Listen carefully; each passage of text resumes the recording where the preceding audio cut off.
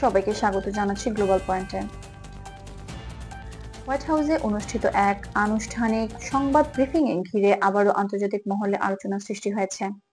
মার্কিন president Donald Trump oval অফিসে Saudi যুবরাজের সঙ্গে নির্ধারিত বৈঠক শেষে সাংবাদিকদের মুখোমুখি হলে এক নারী প্রতিবেদক ট্রাম্পকে কয়েকটি সংবেদনশীল বিষয় নিয়ে প্রশ্ন করেন।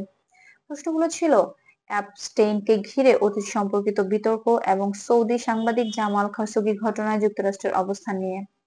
এই বিষয়গুলো দীর্ঘদিন ধরেই আন্তর্জাতিক রাজনীতিতে আলোচনার অংশ। প্রশ্নের জবাব দিতে গিয়ে ট্রাম্প মুহূর্তে অস্বস্তি বোধ করেন এবং কিছু মন্তব্য করেন যা দ্রুত সামাজিক মাধ্যমে ছড়িয়ে যায়। তবে বিভিন্ন নির্ভরযোগ্য সংবাদ মাধ্যম জানিয়েছে এখানে কোনো আনুষ্ঠানিক হুমকি বা কঠোর সিদ্ধান্তের ইঙ্গিত পাওয়া যায়নি।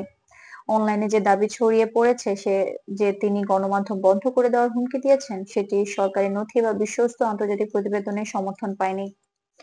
হোয়াইট হাউসের প্রেস ব্রিফিং এ প্রেসিডেন্ট ও সাংবাদিকদের মধ্যে প্রশ্নকে কেন্দ্র করে জটিল পরিস্থিতি তৈরি হওয়া নতুন নয়। অতীতেও দেখা গেছে কিছু প্রশ্ন সংবেদনশীল হলে আলোচনার ধরন পরিবর্তিত হয় এবং সেগুলো মুহূর্তে বৈশ্বিক সংবাদ মাধ্যমে আলোচনার জন্ম দেয়।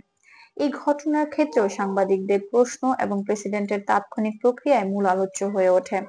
অ্যাপস্টাইন নামটি মার্কিন রাজনীতিতে বহুদিন ধরে বিতর্কিত এবং তার অতীত কার্যক্রম নিয়ে বিভিন্ন প্রশাসনকে প্রশ্নের মুখোমুখি হতে হয়েছে।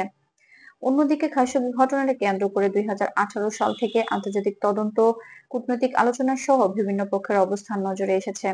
তাই এসব বিষয় নিয়ে সাংবাদিকদের প্রশ্ন তুলতে দেখা যাওয়া স্বাভাবিক। রাজনৈতিক বিশ্লেষকরা বলছেন 2024 এবং 2025 সালের মার্কিন রাজনৈতিক প্রেক্ষাপটে যে কোনো ব্রিফিং বা মন্তব্য মুহূর্তেই সামাজিক মাধ্যমে আলোচনার কেন্দ্রবিন্দু হয়ে ওঠে। ফলে একটি মন্তব্য বা প্রশ্নোত্তর ছোট অংশ অনেক সময় বড় আলোচনার রূপ নিতে পারে।